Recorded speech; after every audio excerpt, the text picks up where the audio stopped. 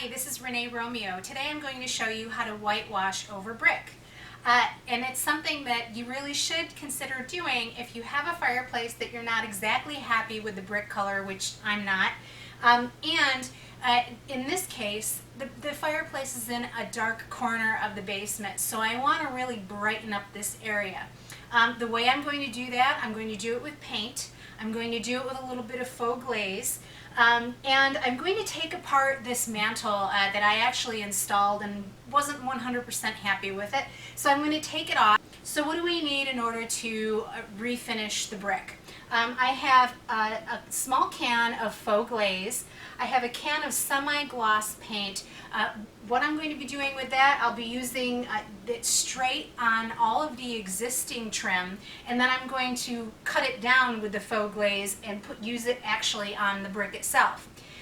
From that point, I've cut up a towel, a bath towel, a terry cloth towel, and what I'm going to do with this, I'm going to wet it with water and I'm going to wring it out as much as I possibly can so that it's just a slightly damp rag. And what that's going to do is once I get the faux glaze on the brick, I'm going to wipe it off with this terry towel. It'll give me a little bit more working surface or open time if this is a wet piece of material. I also have a paint tray, I have a roller, and I also have this faux finishing brush. Now this brush is about 6 by 1.5.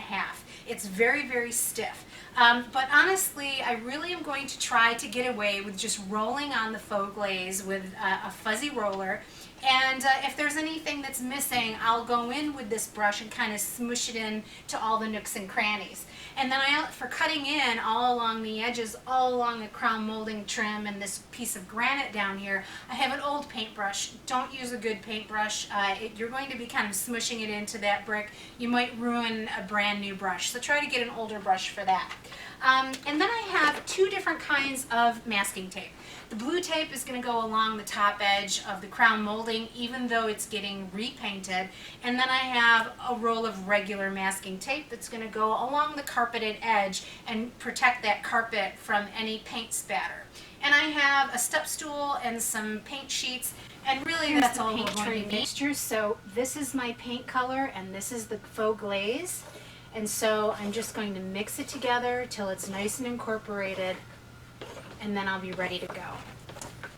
I've actually started the two sides of the fireplace and they're complete at this point.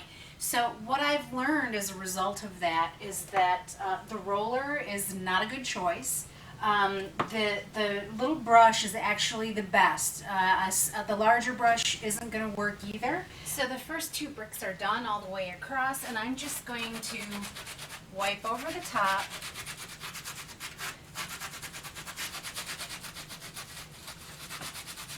Pulling off as much of this paint as I feel is necessary. And this is really something that's personal preference. So as you go, you can hop down and you can look at it and make sure that it's to the level of transparency that you'd like.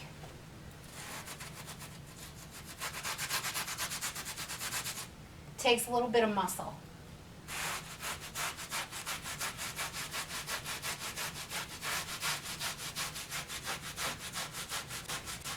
You might be getting to the point where you're starting to freak out because there's such a drastic difference between the color of the brick and the whitewash that you're putting over the top of it. But trust me, that's a temporary thing until the entire surface is covered. That's exactly how you're going to feel. But you'll see by taking each rung, 2 bricks at a time, going down and down, you're able to keep that nice consistency in the paint, standing back and looking at it, and then coming back and wiping off something that might either be a little bit too removed, or you need to add a little bit more paint and kind of even it out. So if you keep it to that level, you're not going to get overwhelmed. As I move forward here, it's an incredible transformation. I still have the very front left to do, and you know what? It's really not taken me all that long to do this process. Mostly the time-consuming part of it is wiping off the existing paint to get some of that brick pattern to show through.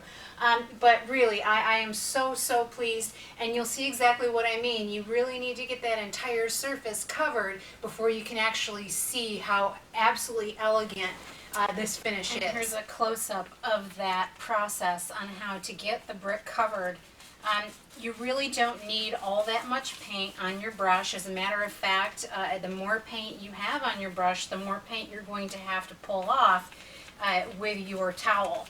So basically, press it all into those nooks and crannies, and then make sure it's pretty fairly well covered with paint. And then we're going to go back over it with this damp towel.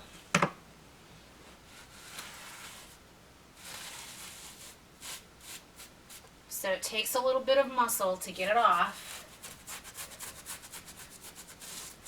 And see, here's an edge of a brick that's going to need a little bit of extra work here. It's a smooth edge. So if you have smooth bricks, this process is going to be a lot easier for you. The paint will come off a lot quicker, and it'll be an easier process. So you'll see I've got a little bit of that reddish brick kind of showing through.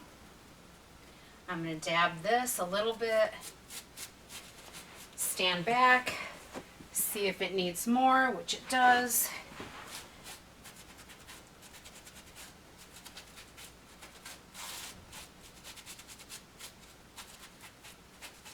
But you'll see, you even need to get into where the grout was too, because if you leave that paint and the grout kind of glopped there, it'll wind up being a shiny finish because of that semi-gloss paint and the glaze itself. So there you have it. That's exactly the finish that you want.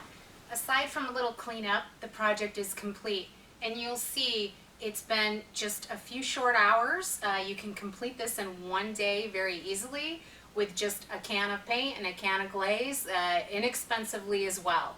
So if you have brick like this somewhere in your home that you feel is also unsightly like mine, this is such a great way to completely transform it. It's become a modern, contemporary looking addition to this space, and I'm super happy with it. I know you'll be super happy with doing something like that in your own home.